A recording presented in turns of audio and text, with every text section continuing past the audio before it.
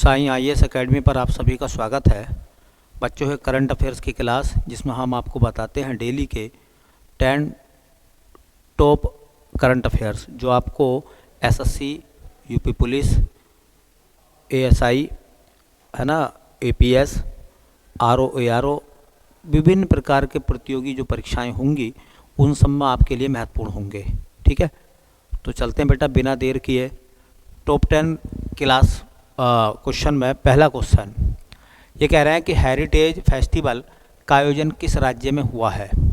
अभी 2023 में एक हेरिटेज फेस्टिवल का आयोजन हुआ है और वो हेरिटेज फेस्टिवल का आयोजन कहाँ हुआ है ये बताना है। हेरिटेज फेस्टिवल का आयोजन कहाँ हुआ है ये आपको बताना है। पंजाब में, असम में, उड़ीसा में या फिर लिखा हुआ है गोवा में। हेरिटेज फेस्टिवल का आयोजन कहाँ हुआ है तो बेटा वो हुआ है गोवा में। तो देखिए हेरिटेज फेस्टिवल ये हमारा हेडिंग हो जाएगा। दो एक बातों और देख लीजिए। पहला सवाल ये है, हेरिटेज फेस्टिवल को हिंदी में हम क्या कहेंगे बेटा, अन्य नाम इसका हम क्या बोल सकते हैं। इसको हम कह सकते हैं विरासत महोत्सव। विरासत महोत्सव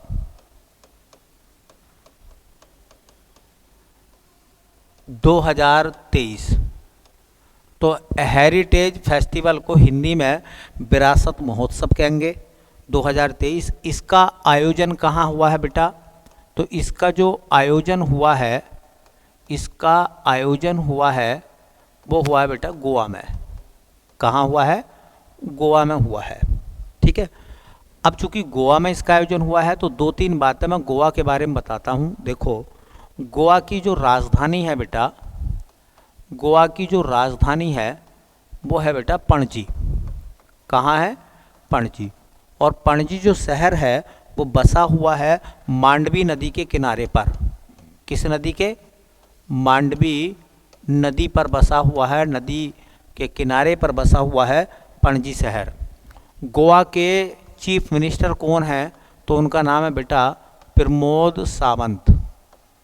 प्रमोद सावंत जो हैं वो गोवा के कौन हैं, चीफ मिनिस्टर हैं, मतलब वहाँ के मुख्यमंत्री हैं। और गोवा के जो गवर्नर हैं मतलब राज्यपाल हैं, उनका नाम भी आप याद रखना। पुलिस में ऐसी चीज़ें पूछ लेगा आपसे, है ना, एसएससी जीडी में ऐसे सवाल भी आपसे मालूम कर लेगा कि राज्यपाल बताओ वहाँ के कौन है। तो उनका नाम है पीएस श्रीधरन। पीएस श्रीधरन। श्रीधरन कहाँ के, गोवा के राज्यपाल हैं। गोवा से मैं दो सवाल आपके लिए बोलूँगा, आपको कमेंट करके बताना है ताकि आपकी नॉलेज चेक हो सके। पहला सवाल आपको बताना है कि गोवा मुक्ति दिवस कब मनाया जाता है। पहला सवाल ध्यान से सुन लें, गोवा मुक्ति दिवस कब मनाया जाता है, किस तारीख को गोवा मुक्ति दिवस मनाया जाता है, कमेंट करके आप लिखिए। और दूसरा सवाल गोवा से और बेटा आपको बताना है, आपको बताना है कि गोवा स्थापना दिवस कब मनाया जाता है। गोवा स्थापना दिवस किस तिथि को मनाया जाता है ये आपको कमेंट करके बताना है। और गोवा मुक्ति दिवस जो है वो कब मनाया जाता है ये भी आपको कमेंट करके बताना है। हम आपके कमेंट का इंतज़ार करेंगे। ठीक है, चलिए अगला सवाल देखो बेटा। अगले क्वेश्चन में क्या कह रहे हैं, अगला सवाल, अगले सवाल में कह रहे हैं कि वर्ल्ड यूनिवर्सिटी गेम्स 2023 का आयोजन किस देश में हुआ। आपने सुना होगा कि खेलो इंडिया यूनिवर्सिटी गेम्स होते हैं भारत में, खेलो इंडिया यूनिवर्सिटी गेम्स। ऐसे ही होते हैं वर्ल्ड यूनिवर्सिटी गेम्स। तो world university games, world university games ये पूरी दुनिया के यूनिवर्सिटीज़ में हिस्सा लेती हैं मान लीजिए। तो वर्ल्ड यूनिवर्सिटी गेम्स का आयोजन कहाँ हुआ है, चीन में, जापान में, भारत में या कनाडा में। तो देखिए वर्ल्ड यूनिवर्सिटी गेम्स का आयोजन हुआ है चीन में। कहाँ हुआ है, तो इसका बेटा आयोजन हुआ है कहाँ, वर्ल्ड यूनिवर्सिटी गेम्स का आयोजन हुआ है चीन में। और चीन में किस देश में हुआ बेटा, चीन में। चीन में इसका आयोजन हुआ है और ये बताया जाता है 31वां संस्करण था। 31वां संस्करण था ये 2023 वाला जो हुआ है। 2023 का जो संस्करण है वो 31 है, 31वां संस्करण है। वर्ल्ड यूनिवर्सिटी गेम्स, याद रखें वर्ल्ड यूनिवर्सिटी गेम्स कहाँ हुए हैं, चीन में हुए हैं। और पदक तालिका में अगर हम इस गेम्स में पदक तालिका देखें बेटा, पदक तालिका, तो पदक तालिका में पहले नंबर पर रहा है चीन। पदक तालिका में चीन पहले नंबर पर रहा है और उसने 178 मेडल हासिल करे हैं, 178 पदक चाइना को मिले हैं। अच्छा, भारत ने चूंकि इसमें हिस्सा लिया है तो भारत का नंबर है 7वां। वर्ल्ड यूनिवर्सिटी गेम्स में भारत का कौन सा स्थान है, 7वें स्थान पर हमारा देश रहा बेटा भारत। और भारत ने टोटल मेडल जीते थे 26 मेडल भारत को मिले हैं। इन 26 मेडल में गोल्ड है हमारे खाते में 11, है ना, सिल्वर में है हमारे यहाँ, सिल्वर मिले हमको 5 और बेटा ब्रोंज मिले हमें 10, ब्रोंज मिले हैं 10। अब यहाँ से 2 सवाल आपके लिए बन जाएंगे। पहला सवाल आपसे ये पूछा जाएगा कि बताइए वर्ल्ड यूनिवर्सिटी गेम्स किस देश में हुए। तो वर्ल्ड यूनिवर्सिटी गेम्स जो है वो चीन में हुए और पदक तालिका में शीर्ष पर कौन सा देश रहा, चीन रहा। और भारत का नंबर कौन सा रहा, तो भारत 7वें नंबर पर रहा 26 पदक के साथ में, जिनमें से 11 गोल्ड मिले भारत को, 5 सिल्वर मिले भारत को और देखिए 10 ब्रोंज मेडल भारत को मिले हैं। ठीक है, तो ये भी एक अच्छा सवाल पूछा जाएगा। जो खेल जगत के सवाल हैं वो एपीएस के लिए बहुत महत्वपूर्ण है। एपीएस वाले बच्चों आप बेहतर ढंग से चीज़ों को समझ लो भैया। कह रहे हैं कि हाल ही में पीएम प्रधानमंत्री इलेक्ट्रिक बस सेवा योजना को मंजूरी दी गई है। इसके तहत देश के 169 शहरों में कितनी इलेक्ट्रिक बसें चलाई जाएंगी। देखो अभी क्या है, प्रधानमंत्री इलेक्ट्रिक बस सेवा योजना को मंजूरी दी गई है, जिसके तहत देश के 169 शहरों में कितनी इलेक्ट्रिक बसें चलाई जाएंगी, 5000, 10,000, 12,000, 15,000। तो बेटा इसका सही आंसर आएगा आपका 10,000। 169 शहरों में कितनी बसें चलाई जाएंगी, 10,000 बसें चलाई जाएंगी। किस योजना के तहत, प्रधानमंत्री ई इलेक्ट्रिक बस सेवा योजना के तहत, प्रधानमंत्री ई बस सेवा योजना के तहत। ठीक है, तो देखो 3-4 बातें अच्छी हैं जो पूछी जा सकती हैं पीसीएस लेवल पर। प्रधानमंत्री है ना ई बस, इलेक्ट्रिक बस, ई का मतलब इलेक्ट्रिक है, इलेक्ट्रिक बस सेवा योजना।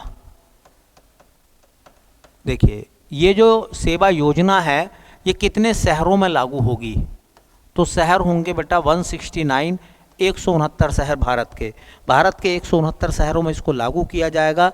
और ये 169 शहर कौन से होंगे, जिनकी आबादी 10 लाख से ज़्यादा है, जिनकी आबादी 3 लाख से अधिक है। तो 3 लाख से अधिक जनसंख्या वाले शहरों में, 3 लाख से अधिक जनसंख्या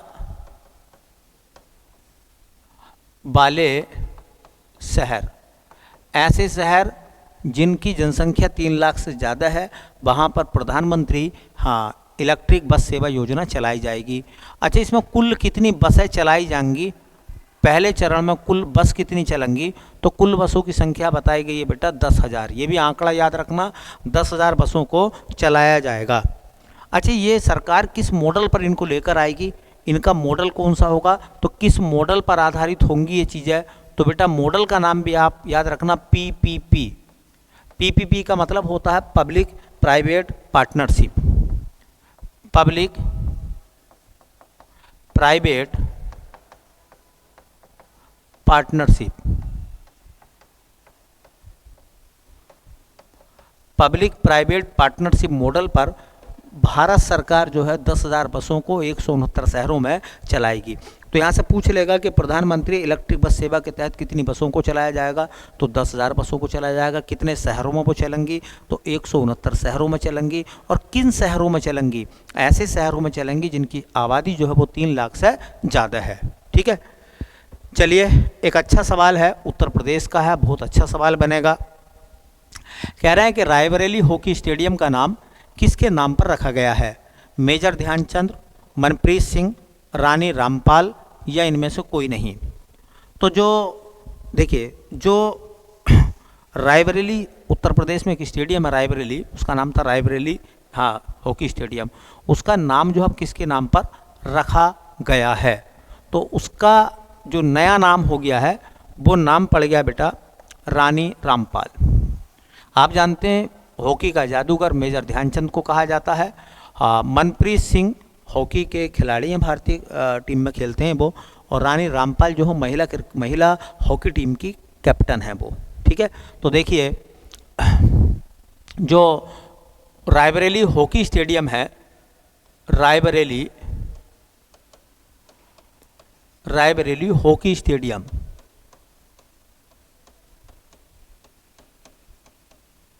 तो जो रायबरेली हॉकी स्टेडियम है बेटा, उस रायबरेली हॉकी स्टेडियम का नया नाम किसके नाम पर रखा गया है? तो Rani Rampal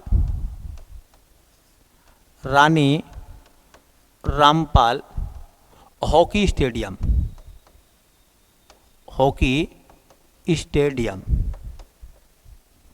Rani Rampal hockey stadium, Rani Rampal hockey stadium कहा गया उसको। अच्छा, एक सवाल ये है कि रानी रामपाल किस राज्य से बिलोंग करती हैं? तो राज्य बेटा हरियाणा, वो हरियाणा की रहने वाली हैं, और फिलहाल वो कौन है? तो भारतीय महिला हॉकी टीम की वो कप्तान है। ठीक है, तो ये रानी रामपाल जो है ये भारतीय महिला हॉकी टीम की कप्तान है। अब आपको एक जवाब आपको लिखना है कमेंट करके। ठीक है, देखिए बच्चे बहुत सारे कमेंट करते हैं, अच्छा लगता है, और जो नहीं करते वो भी कोशिश करो बेटा कमेंट करने की, है ना। लाइक करिए, शेयर करिए अगर चीज़ें आपको अच्छी लगती हैं तब। ठीक है, ताकि और लोगों तक भी हमारी बात पहुंच सके। तो देखिए बेटा, जो भारतीय महिला क्रिकेट टीम है, उसकी कप्तान कौन है?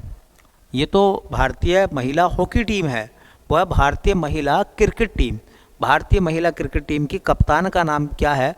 कमेंट करके आप बता सकते हैं। देखते हैं कितने बच्चे जो हैं उनके नाम को जानते हैं। ठीक है, तो देखिए रायबरेली हॉकी स्टेडियम का नाम किसके नाम पर रखा गया बेटा? तो रानी रामपाल के नाम पर।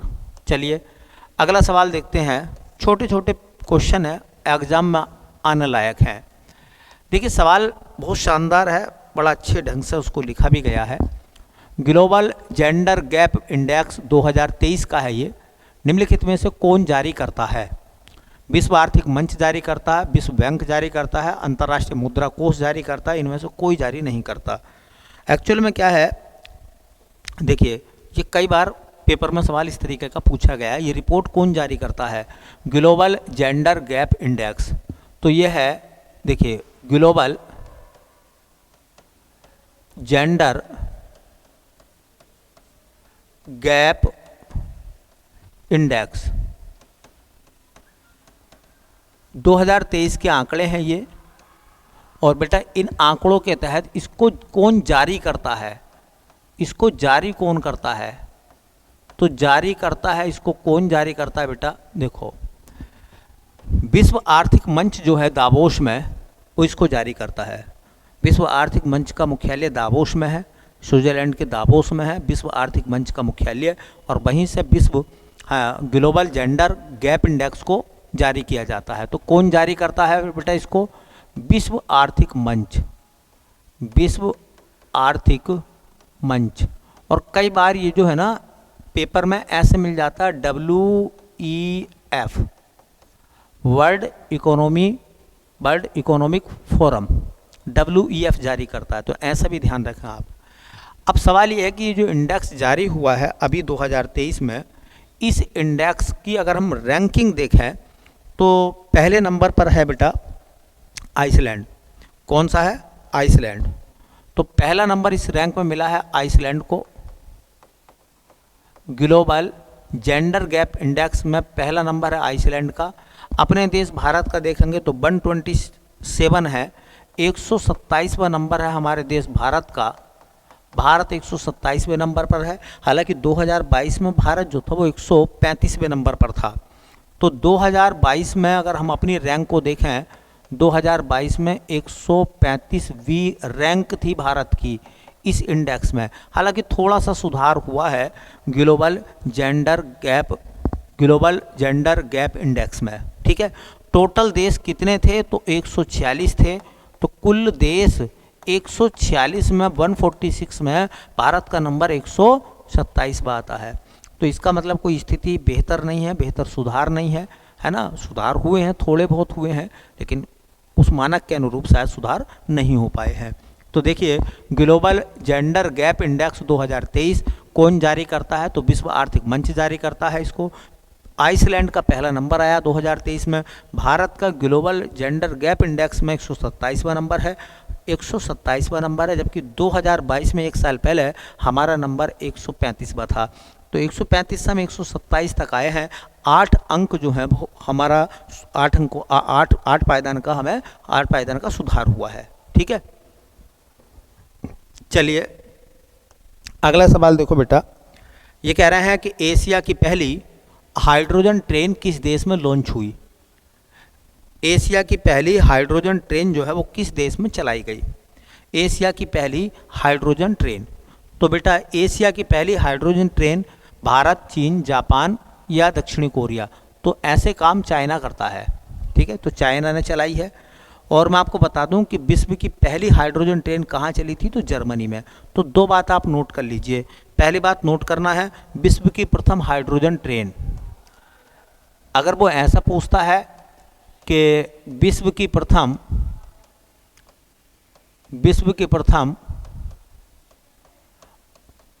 हाइड्रोजन ट्रेन कहाँ चली थी, तो विश्व की प्रथम हाइड्रोजन ट्रेन चली थी बेटा जर्मनी में।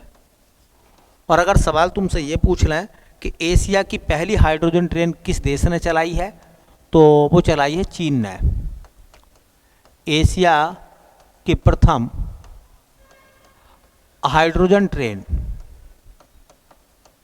एशिया की पहली हाइड्रोजन ट्रेन किस देश ने चलाई है, तो वो चलाई है बेटा चीन ने। किसने, चीन ने। और आप सब जानते हैं चीन की राजधानी क्या है बेटा, बीजिंग। चीन की मुद्रा क्या है, रेन मिनबी या युआन। और चीन के राष्ट्रपति कौन है इस समय, तो शी जिनपिंग, ठीक है। चलिए अगला सवाल देखो, ये सवाल एसएससी बहुत मालूम करती है इस तरीके के सवाल को। संतोष ट्रॉफी 2023 निम्नलिखित में से किस राज्य ने जीती। संतोष ट्रॉफी 2023 जो है वो किस राज्य ने जीती है, उसका नाम बताना है आपको। ऑप्शन है कर्नाटक, बंगाल, मेघालय या केरल। तो वो जीती है बेटा कर्नाटक ने। किसने जीती है, कर्नाटक ने। नाम क्या है, नाम है उसका संतोष ट्रॉफी, संतोष ट्रॉफी। अब मैं यहाँ से आपको 2-3 बातें बताऊंगा संतोष ट्रॉफी 2023, है ना। देखो संतोष ट्रॉफी किस खेल से संबंधित है, सो संतोष ट्रॉफी किस खेल से संबंधित है बेटा, फुटबॉल से। संतोष ट्रॉफी का संबंध किससे है, फुटबॉल से है, ठीक है। दूसरा आपको बताना है कि संतोष ट्रॉफी की शुरुआत कब से हुई है। सो संतोष ट्रॉफी की शुरुआत हुई है 1941 से। इसका मतलब आज़ादी से पहले से ये टूर्नामेंट हमारे यहाँ हो रहा है। तीसरी बात, जो संतोष ट्रॉफी है उसका अन्य नाम क्या है। ये सवाल जो है बड़ा अच्छा क्वेश्चन है, अन्य नाम पूछ लेते हैं। तो इससे कहते हैं हम नेशनल फुटबॉल प्रतियोगिता। क्या कहते हैं, नेशनल फुटबॉल प्रतियोगिता। इसे कहते हैं राष्ट्रीय फुटबॉल प्रतियोगिता। इसे राष्ट्रीय फुटबॉल प्रतियोगिता कहते हैं। क्या कहते हैं बेटा, राष्ट्रीय फुटबॉल प्रतियोगिता। और ये राष्ट्रीय फुटबॉल प्रतियोगिता जो 2023 में हुई है संतोष ट्रॉफी के नाम से, ये 77वीं है, 77वीं, ठीक है। अब ये जो प्रतियोगिता हुई है इसका विजेता कौन बना है, तो जैसा मैंने अभी आपको बताया है कि इसका विजेता बना है कर्नाटक। अच्छा, कर्नाटक ने किसको हराया है, तो जो हारता है बेटा उसे कहते हैं हम उपविजेता। तो उसे कहते हैं हम उपविजेता। और उपविजेता बना है मेघालय। कौन बना बेटा, मेघालय। मेघालय इसका उपविजेता बना है। तो Santosh trophy is a most important question for SSC.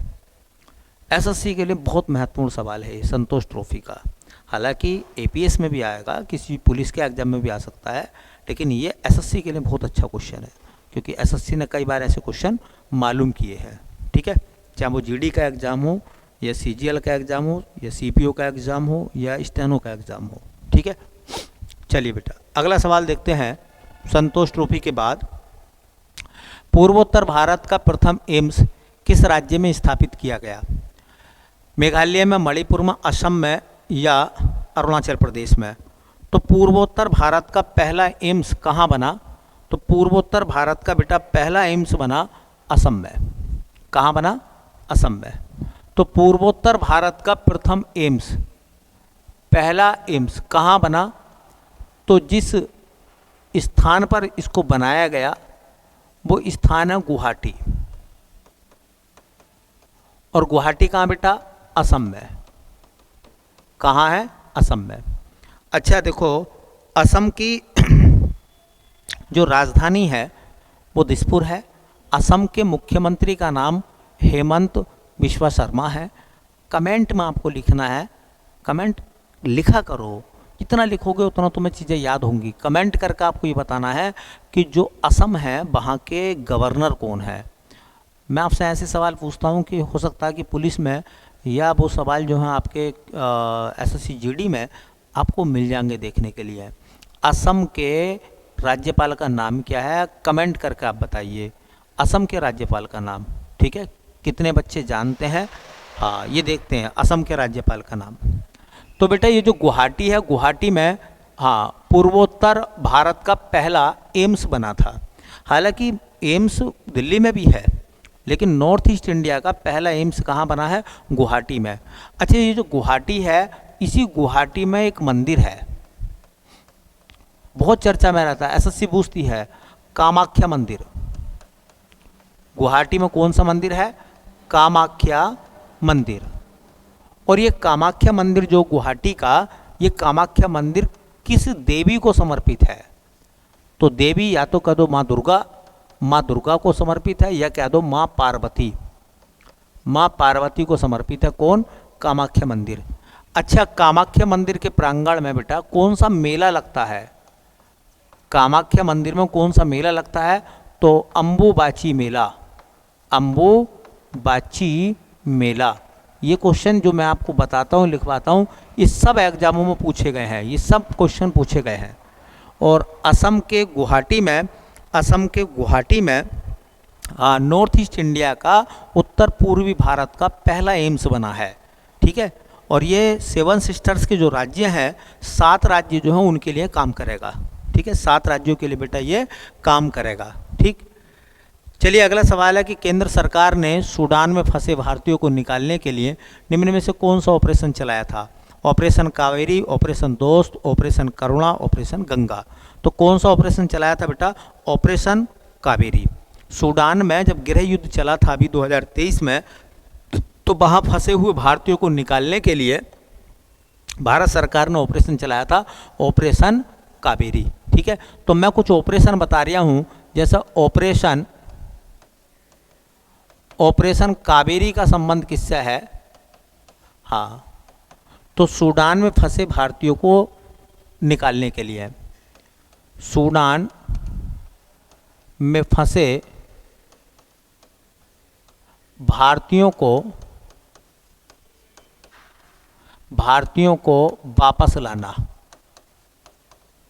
वापस लाना। जब सूडान में गृह युद्ध चला तो वहाँ जो वर्कर थे, जो भारत के लोग वहाँ काम करते हैं, नौकरी करते हैं, उनको सूडान से भारत निकाला गया ऑपरेशन कावेरी के द्वारा। ऐसे एक नाम आता ऑपरेशन दोस्त, चर्चा में रहा था ये भी।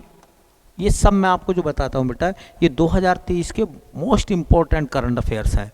2023 अब जाने को है, ठीक है, और ये 23 के जो क्वेश्चन है ये 24 तक आपके पेपर में खूब पूछे जाएंगे। एसएससी तो एक साल पीछे के सवाल पूछती है ना। 2024 में पेपर होगा, 23 के करंट अफेयर्स के क्वेश्चन होंगे सब। ठीक है, तो इसलिए आपको फिर मैगजीन ढूंढने में, तमाम चीज़ों को ढूंढने में दिक्कत आएगी, है ना। फिर कहाँ तक आप पढ़ोगे, इसलिए नोट्स भी बनाते रहो अपने। ठीक है, एक आता है ऑपरेशन दोस्त। ये भारत सरकार ने चलाया था, कब? तुर्की व सीरिया में भूकंप के दौरान सहायता। अभी सीरिया और तुर्की में भूकंप आ गया था बेटा, और बहुत जान माल का नुकसान हुआ, कई हजार लोग उसमें मारे गए थे। तो भारत ने जो है ऑपरेशन दोस्त जो है वो चलाया, ताकि वहाँ पर मेडिकल और तमाम सुविधाएं जो है वो तुर्की और सीरिया को पहुँचाई जाएं। ऑपरेशन दोस्त। ऑपरेशन करुणा, देखिए ऑपरेशन करुणा क्या था, म्यांमार में एक चक्रवात आया था। म्यांमार जिसकी राजधानी नायपीता है, म्यांमार में एक चक्रवात आया था जिसका नाम था मोचा चक्रवात। तो चक्रवात का नाम क्या था? मोचा चक्रवात। मोचा चक्रवात के समय म्यांमार की मदद,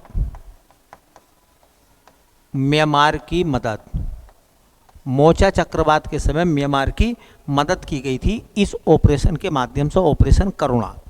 और एक है ऑपरेशन गंगा, जिससे सब परिचित हैं, ऑपरेशन गंगा। ऑपरेशन गंगा के दौरान क्या हुआ था बेटा? उसके दौरान ये हुआ था, जो यूक्रेन और रसिया की लड़ाई हुई थी, तो उसमें भारतीयों को यूक्रेन से बाहर निकाला गया। ठीक है, तो भारतीयों को यूक्रेन से बाहर निकाला गया। युद्ध में जो फंस गए थे लोग यूक्रेन में भारत के, उनको बाहर निकाला गया। ऑपरेशन किसके द्वारा? गंगा के द्वारा। ये 4 ऑपरेशन याद कर लो, हो सकता है कि इनमें से कोई ना कोई सा ऑपरेशन जो है आपको एग्जाम में देखने के लिए मिल जाए। ऑपरेशन कावेरी सूडान में था, ऑपरेशन दोस्त तुर्की और सीरिया में था, ऑपरेशन करुणा म्यांमार में था, ऑपरेशन गंगा यूक्रेन में था। ठीक है, तो ये महत्वपूर्ण क्वेश्चन है, एग्जाम के दृष्टिकोण से बहुत अच्छे सवाल हैं। देखिए, इंडोनेशिया ओपन 2023 सुपर 1000 का खिताब पहली बार निम्न में से किस भारतीय जोड़ी ने जीता? लक्ष्य सेन व चिराग शेट्टी, लक्ष्य सेन व किदाम्बी श्रीकांत, सात्विक साईराज रंकी रेड्डी व चिराग शेट्टी, या उपरोक्त सभी ने जीता है ये। और ये सवाल मैं समझता हूँ बेटा याद रख लेना, क्योंकि पहली बार जीता है, इसलिए सवाल ये आपके लिए आना है। कहीं ना कहीं ये सवाल आपको जरूर टकराने वाला है आने वाले 1 या 2 महीने के भीतर। किसी न किसी एग्जाम में ये क्वेश्चन आपके लिए जरूर पूछा जाएगा। ठीक है, तो सात्विक साईराज रंकी रेड्डी चिराग शेट्टी ने जो है हाँ इसको जीता है। ठीक है, कौन सा है? इंडोनेशिया, हाँ Indonesia open 2023। Indonesia open 2023, Indonesia open 2023 है। अच्छा, ये इंडोनेशिया ओपन 2023 जो वो किस खेल से संबंधित है? तो खेल है बेटा बैडमिंटन। इसमें एक खिताब दिया जाता है जिसको कहते हैं हाँ सुपर 1000, सुपर 1000 का विजेता। ये कौन विजेता बना है सुपर 1000 का विजेता? तो भारत की एक मिक्स जोड़ी है, हाँ, जिनमें एक नाम है सात्विक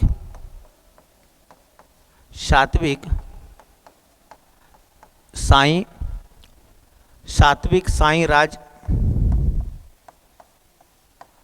रंकी रेड्डी, प्लस इनके सहयोगी रहे हैं चिराग शेट्टी। इन दोनों ने ये जीता है और भारत ने पहली बार जीता है। सुपर 1000 का खिताब भारत ने पहली बार जीता, भारत ने प्रथम बार जीता। भारत ने पहली बार जीता है। चूंकि पहली बार जीता तो समझ लो आने वाला है क्वेश्चन, ये कहीं ना कहीं जरूर मिलने वाला है, हो सकता है एपीएस में रखा हो ये। ठीक है, मैं आपको बताऊं, सात्विक साईराज और रंकी रेड्डी और चिराग शेट्टी जो हैं, सात्विक साईराज, रंकी रेड्डी और चिराग शेट्टी जो हैं बैडमिंटन खेलते हैं। उन्होंने इंडोनेशिया में जो इंडोनेशिया ओपन 2023 हुआ था उसका, हाँ, जो डबल्स का खिताब है वो उन्होंने जीत लिया है, उसे कहते हैं सुपर 1000, और ये पहली बार भारत ने जीता है।